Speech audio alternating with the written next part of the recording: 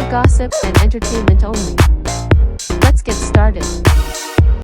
Hello, gossiper. Sharona here. So I was contemplating, should I come on and give a daily briefing on what's going down in the Diddy case? And I said, you know what? People are interested because this is one for the history books, I would say. And we're going to read our stories from CNN. I was looking around to see which news source I can read the days, activities that goes on in the trial. And I came up with CNN. So we're going to do what happened yesterday. That was May 12th, 2025. Now, I'm not going to read everything at the beginning. We're just going to get to the 9 takeaways from day 1 of the trial. And we're going to start with where it says prosecution highlights 2 main accusers. And it starts, the prosecution's case will mostly focus on 2 accusers, Cassie Ventura and a woman identified as Jane, according to Assistant U.S. Attorney Emily Johnson. Combs coerced the 2 women into freak-offs that would last days and took place across the country, Johnson said. Combs' staff organized the travel and his businesses paid the expenses in what prosecutors described as a criminal enterprise. Ventura first met Combs in 2006 when she was a 19-year-old model and aspiring singer with a hit song. He was 17 years older than her. They began dating within a year of him signing her to his label Bad Boy, and they dated on and off until 2018, prosecutors said. Prosecutors said he repeatedly physically abused her. In 2009, he threw her to the floor in an SUV and stomped repeatedly on her face, Johnson said. In another instance, when Combs learned Ventura was seeing another man, he beat her, brutally kicking her in the back and flinging her around like a rag doll, Johnson said. He beat her for small slights, such as when she didn't answer the phone or when she took too long in the bathroom, Johnson said. Further, Johnson described one incident in which Combs allegedly made a male sex worker urinate in her mouth. Oh my God. Making her feel like she was choking. Yikes. And his kids are in the courtroom listening to all this. No matter how grown they are. I know the twins are 18. Chance is 19. The boys are older. But to have these young ladies listen to what their father is accused of. Let's continue. If Cassie didn't do what the defendant wanted, the consequences were severe, she said. Combs used his power and control over her to do his bidding in those dark hotel rooms, prosecutors said. The other main accuser, known as Jane, began dating Combs in 2020, prosecutors said. He promised that if they did freak-offs, they would spend quality time together, but it was a lie, Johnson said. Instead, he allegedly forced her to take drugs and stay awake for days at a time. Less than a year ago, Combs and Jane had a physical fight at her home. She tried to run out the front door and he grabbed her in a chokehold, lifted her by the neck, and kicked her to the ground, Johnson said. Later that night, he forced her into a freak-off, she said. A third woman, an employee who was allegedly sexually abused by Combs, is also expected to testify. The other now is jury will see video of freak-offs.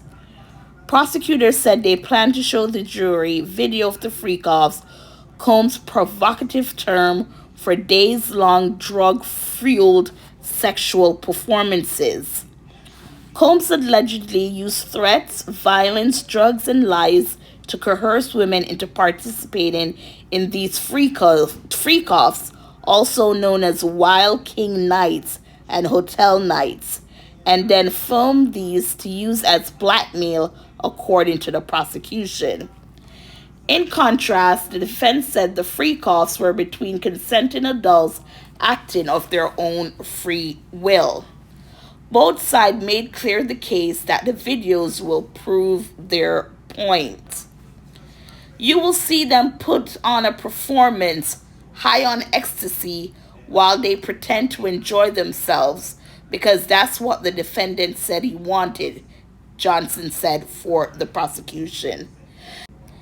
The defense said the videos may be hard to watch but are strong evidence that freak-offs were consensual and not based on coercion, said Tenny Garagos, Combs' defense attorney.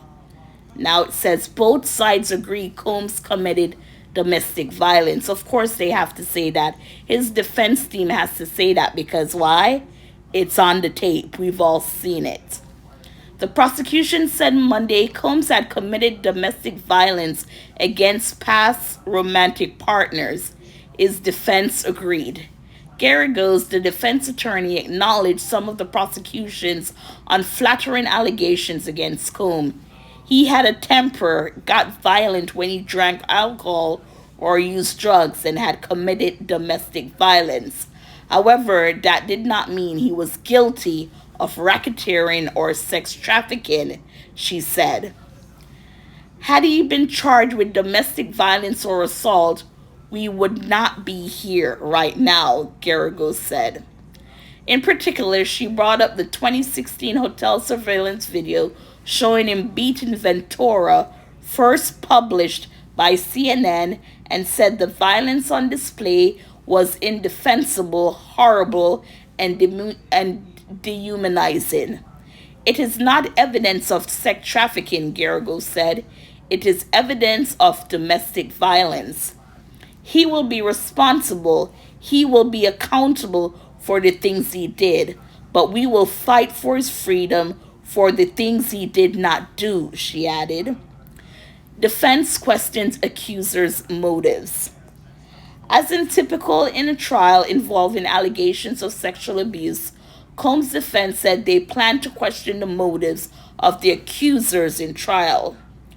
Sean Combs is a complicated man, but this is not a complicated case, Garagos said. This case is about love, jealousy, infidelity, and money. She asked the juror to look into what the accusers have received and encouraged the panel to examine how jealousy influenced everyone's action. Some of the accusers, including Ventura, went to civil lawyer for a money grab instead of going to the law enforcement, Garagos said. Everyone who testifies has a motive, she added. So basically she's saying, why didn't you go to the cops and get a report, file a report instead of, coming for money. With the prosecution's first witness on the stand, the juror was shown surveillance video of Combs beating and kicking Ventura in a California hotel in 2016. Israel Florez, who worked as security at the former Intercontinental Hotel in Los Angeles at the time, testified about his interaction with Combs and Ventura in the minutes after the incident. He said Combs attempted to bribe him with a wad of cash for his silence. Ventura had a purple eye, Florez testified, and kept saying, I want to leave. I just want to leave. Under cross-examination, though, defense attorney Brian Steele questioned Florez about why several details in his testimony were not included in a handwritten incident report he filed at the time. For example, the report did not include anything about Ventura having a discolored eye and did not mention Combs had a devilish look on his face, Steele said. CNN first published surveillance video of the same incident last year, and days afterward, Combs apologized for his action. In pretrial hearings, the defense unsuccessfully attempted to keep the jury from seeing the video. So they didn't want them to see the video, but they did. The video is key to the prosecution's underlining argument that Combs used force to coerce his victims, said legal analyst Misty Maris. So we're going to go to the other heading. Man who said he was paid for sex testified Combs assaulted Ventura twice. The second witness, 41-year-old Daniel Phillip, said he was paid thousands of dollars on multiple occasions between 2012 and 2014 to have sex with Ventura while Combs watched and pleasured himself in the corner. Phillips testified the hip-hop mogul assaulted Ventura on 2 separate occasions when he was with the couple. In one incident, Ventura was on the computer when Combs shouted at her to come here, Phillips testified. When she responded that her personal information was up on the computer, Combs approached her and started dragging her by her hair into the bathroom, Phillips said. He testified Ventura was screaming and repeatedly saying, "I'm sorry," while he heard what sounded like Combs slapping her. Phillip testified he heard Combs saying, "Bitch, when I tell you to come here, you come. Now, not later." On another occasion at a hotel, Phillip testified he heard Ventura yelling, I'm sorry," and I could hear again what sounded like she was being slapped or someone was being slapped around and slammed across the room. Combs walked out of the room and Ventura jumped into Phillip's lap, shaking like she was terrified. On cross-examination, Phillip said Ventura appeared to have enjoyed herself and was sexually aroused during their first encounter. His cross-examination will continue Tuesday. Testimony begins with explicit and graphic descriptions. Take note, this trial will be graphic and disturbing. In just the first day of testimony, the jury has already heard explicit description of freak-offs, threesomes, prostitution, sexual urination, masturbation, voyeurism, drugs, and copious amount of baby oil. The jury saw and heard evidence of physical violence too, including the video of Combs beating Ventura and descriptions of her being assaulted from each of the first 2 witnesses. During a portion of graphic testimony, Combs' daughter stood up and left the courtroom. They returned for a brief period but left again when the testimony continued in a graphic sexual nature. One of Combs' sons placed his arm around his grandmother during some of this testimony. Oh my gosh. Combs' family shows support. Combs walked into the courtroom Monday morning and greeted 2 rows of family and friends with a big smile and tapped to his chest, a thumbs up, and made a heart shape with his hands. At least 6 of his adult children sat in the second row behind them. His mother in between them. Combs' sister was also seated in the same row. Some of his children tapped their chests back to him and smiled. Combs also blew his mother a kiss. So, prior to the opening, they had jury selection. They weren't finished with jury selection, which started on May 5th. So before the 2 witnesses testified, they completed their jury selection, which they did. And, each side, the prosecutors and the defense, they were able to strike jurors they thought were not good for their case. So like on the prosecution side, they were granted 6 strikes. And on the defense side, they were granted 10 strikes from the jury panel. So in all, they ended up with 12 jurors and I think 6 alternatives. And for some of the strikes, it was stuff like there was a guy who smoked marijuana, and he said he did not know if he could go days without smoking, so they got rid of him. Another juror said she faints or she passes out with anything that has to do with oral sex. So yes, these were the excuses some were coming up with. And some of the strikes also had to do with race. And it's just I'm learning day by day in America that even though everyone wants to be seen as equal and everyone wants to be treated fairly, when you're of a different race, especially the black race in America, it is difficult, because it's shown that black people, on the most part, when it comes to justice, it's never fair. They never prevail. And to see Diddy here, a millionaire, almost billionaire, I think, is under these circumstances, and he did it to himself. He did.